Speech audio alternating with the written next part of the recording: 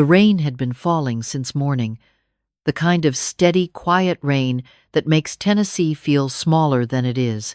I pulled into the parking lot of the Sunrise Laundromat on Clement Avenue just after 2 in the afternoon, dragging my canvas bag of bedsheets behind me. I was 63 years old, recently widowed, and I had nowhere else to be on a Wednesday. That was the thing nobody tells you about grief. It is not just sadness. It is the hours. All those empty hours that used to belong to someone else. My husband Gerald had passed 7 months before. Heart attack in the garage early on a Sunday morning. He was there, and then he was not. 41 years of marriage, and it ended that quickly, that quietly, without warning or ceremony. The doctors said he did not suffer.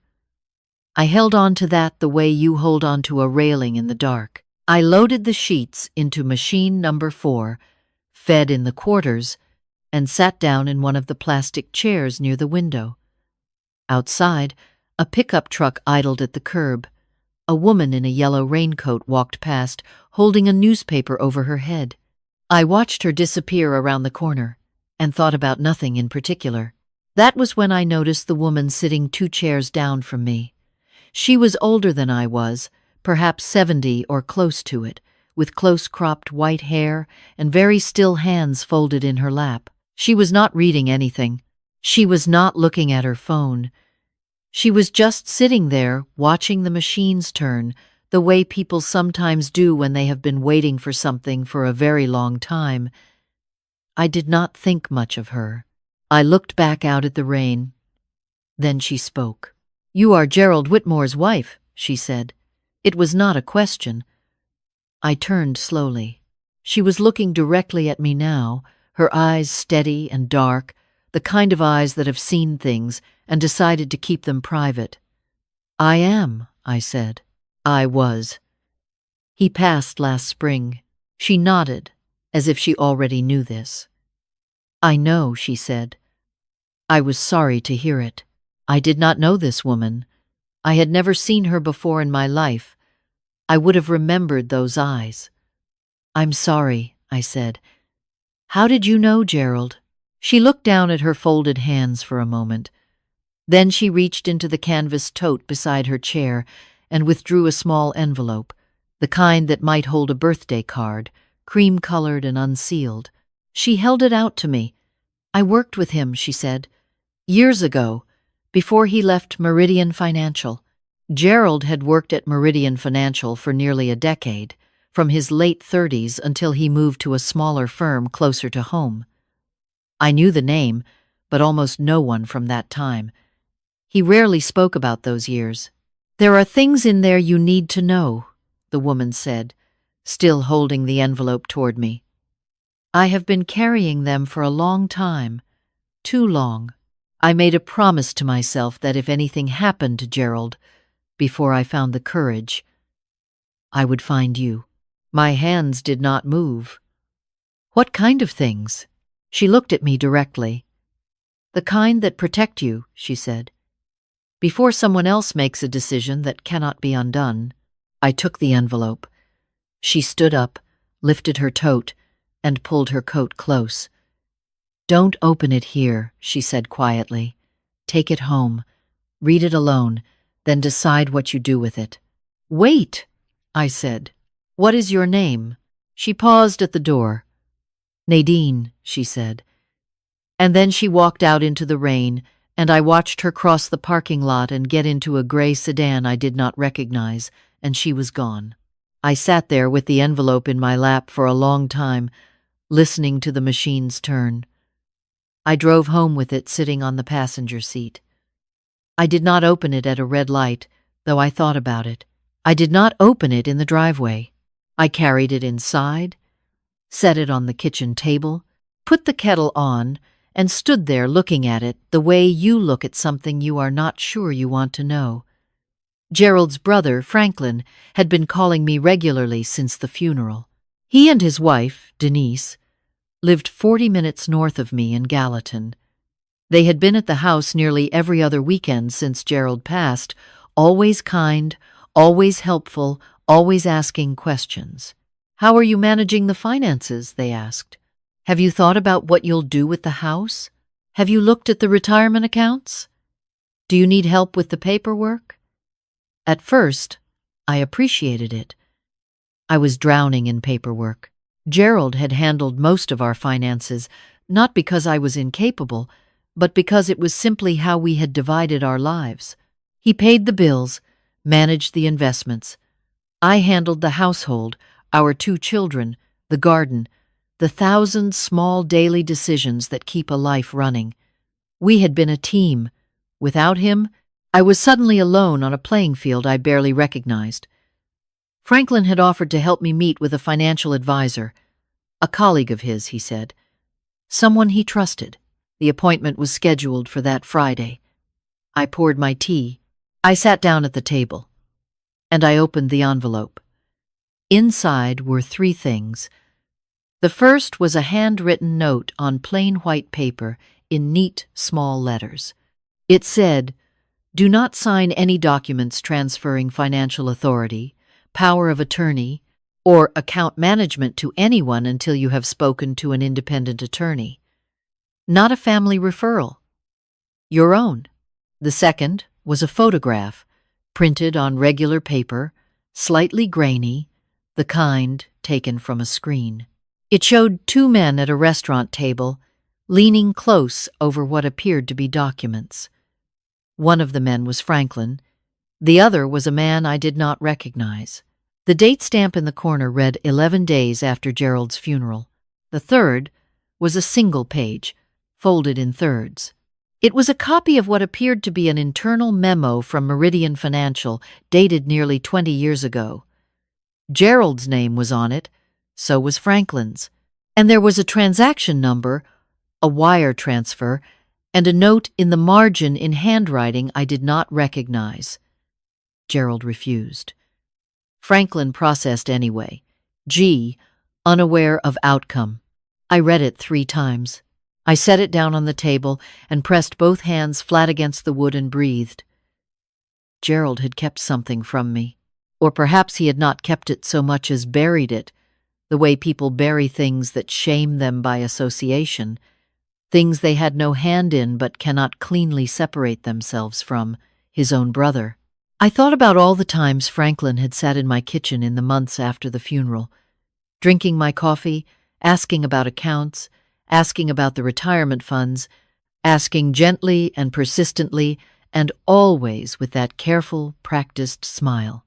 I thought about Friday's appointment with his colleague. I did not sleep that night. In the morning, I called my daughter Patricia, who lived in Nashville and worked as a paralegal. I had not wanted to worry her. I had been protecting my children from my own fear for 7 months, carrying it the way I had carried everything, quietly and alone. But I called her that morning, and I told her everything. There was a silence on the line that told me she was thinking carefully. "Mom," she said finally, "cancel Friday. I know. And call someone today. Not someone Franklin knows. Someone completely separate." I did. I contacted a firm downtown that a friend from church had used during her divorce proceedings. I spoke to a woman named Miss Hendricks, an estate attorney. I described my situation without naming names, just the basic outline. She asked me to come in the next morning and to bring everything: Gerald's will, the retirement account statements, the life insurance policy, and the contents of the envelope. That same afternoon, Franklin called. Just checking in, he said, the way he always did. "How are you holding up, Dorothy?" My name is Dorothy. Gerald had called me Dot. Franklin always used the full name, always, as if establishing a gentle formality between us that I had never asked for. "I am fine," I said, tired. "Of course. That's why we want to help." A pause. "Still on for Friday? Robert is looking forward to meeting you. He's really excellent, very experienced with estates your size." Estates your size? I had not known Franklin knew the size of my estate. "I may need to reschedule," I said. "I haven't been feeling well." Another pause, slightly longer than the first. "Oh, nothing serious, I hope. Just tired," I said again. "I'll be in touch." I hung up and sat very still in Gerald's armchair, the one by the window that still held the faint shape of him, and I thought about what it means to trust someone. To trust the way you trust family, not because you have chosen to, but because it never occurred to you that you shouldn't. Miss Hendricks was thorough and unhurried. She spread everything across her desk and went through it methodically, asking questions in a calm, even voice that made me feel less like I was reporting a crime and more like I was solving a puzzle. "The memo," she said, described what appeared to be an unauthorized transfer from a client account. Gerald, based on the notation, had flagged it and refused to process it. Franklin had processed it anyway through a secondary access. Whether Gerald had known the full outcome or had simply moved firms to distance himself, she could not say from the document alone. What she could say, clearly and directly, was this. The meeting Franklin had arranged for Friday with a colleague I had never met to discuss consolidating and managing my accounts needed to not happen. "This does not mean your brother-in-law has done anything illegal," she said carefully. "Not yet. What it does mean is that you are in a vulnerable position, and someone in your family appears to be moving quickly to gain access to your finances before you have independent guidance."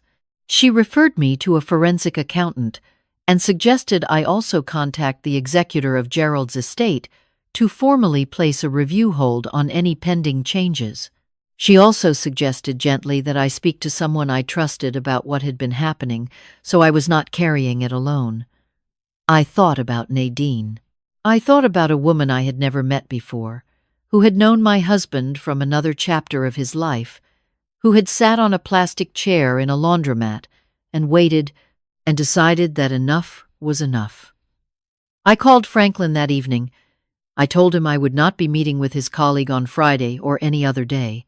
I told him I had retained an attorney and that all financial matters would be handled through her office going forward.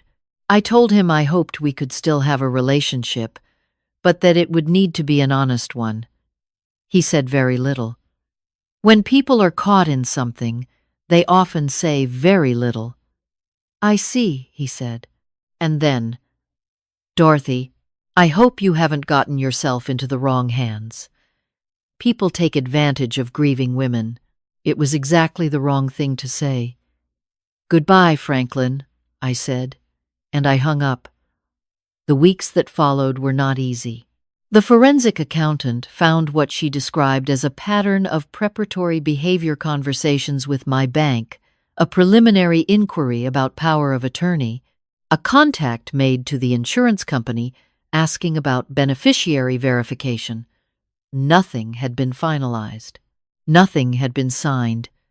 But the framework had been laid, carefully and quietly, for someone to step in and take control of everything Gerald and I had built over 41 years. Patricia drove down and stayed with me for 2 weeks. She slept in the guest room and drank tea at my kitchen table in the mornings and helped me understand documents I would otherwise have found overwhelming. My son Marcus flew in from Denver for a weekend. We sat together in the living room, and I told them everything. It was the first time I had cried in front of them since the funeral. There is a particular grief that comes not from losing someone you love, but from discovering that others saw their loss as an opportunity. That while I had been learning to sleep in a bed that was too large, someone had been calculating. The investigation was ultimately a civil matter, not a criminal one. The transfer from 20 years ago was outside the statute of limitations.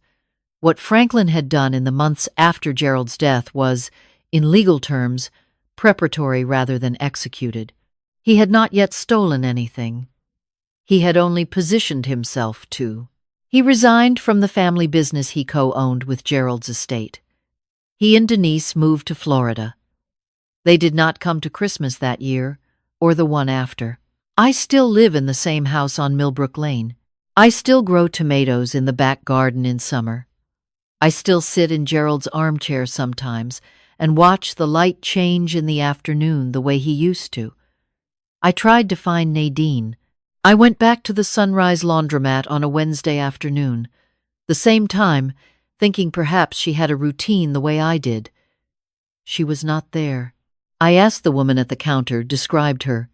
White hair, close-cropped, dark eyes, very still hands. The woman shrugged. Lots of people come through. I left my name and number in case she returned. Several months later, Patricia was doing research for the estate finalization and came across a name. Nadine Corder, former compliance officer at Meridian Financial, retired. She had filed an internal complaint 22 years ago about an unauthorized transfer. The complaint had been largely dismissed. She had left the company the following year. We found a phone number. I called it on a Sunday afternoon in October, sitting in the garden with the last of the season's tomatoes still on the vine. She answered on the third ring. "I wondered if you'd find me," she said. Her voice was exactly as I remembered it. "I wanted to thank you," I said. "Don't thank me," she said quietly. "I should have done it sooner. I knew about Franklin for a long time. I knew what he'd done back then, and I knew what kind of man he was. When I saw Gerald's obituary in the paper, I thought about his wife. I thought about what was probably already being set in motion." A pause. "I just needed to find you before it was too late." "How did you know what I looked like?" "Gerald kept a photo on his desk," she said. "Every year I knew him. You in front of a yellow house. He told me once you had painted it together the first summer after you were married." I looked up at the back of my house. It had been repainted since, twice, but the color was still the same yellow Gerald had chosen. He had said it looked like morning. I did not say anything for a moment. "He was a good man," Nadine said. "He tried to do the right thing, even when it cost him." "Yes," I said, "he was." We spoke for another half hour, about small things mostly, the way two people do when they have already said everything important. Before we hung up, I told her I was glad she had sat down next to me in that laundromat. I told her I was glad she had waited. She said she was glad, too. I have thought many times since then about what it means to be protected, not by strength or by luck, but by the small, courageous act of a woman who decided, after 20 years of carrying something, that she had carried it long enough. I did not forgive Franklin easily. I am not sure I have forgiven him entirely. But I understand now that some people see grief not as something sacred, but as something exploitable, a door left briefly open, a moment of weakness they can turn to their advantage.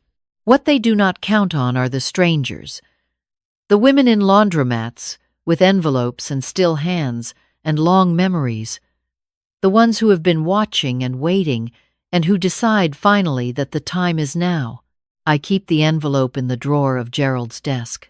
The note, the photograph, the old memo. I keep them there not as evidence and not as anger, but as a reminder. Someone I had never met chose to protect me when I did not even know I needed protecting. That is not a small thing. In a world that can be very dark and very calculating, that is not a small thing at all. If you are watching this tonight, and you are going through something similar, if you are newly alone, if someone around you seems to be moving too quickly, asking too many questions, arranging too many meetings, I want you to hear this clearly. You are allowed to slow down. You are allowed to say no. You are allowed to get your own answers from your own people before you sign anything, agree to anything, or trust anyone who has more to gain from your loss than they have to lose. Gerald spent 41 years making sure I was taken care of. In the end, a woman named Nadine spent 20 years making sure of the same thing. I do not take that lightly, and I never will.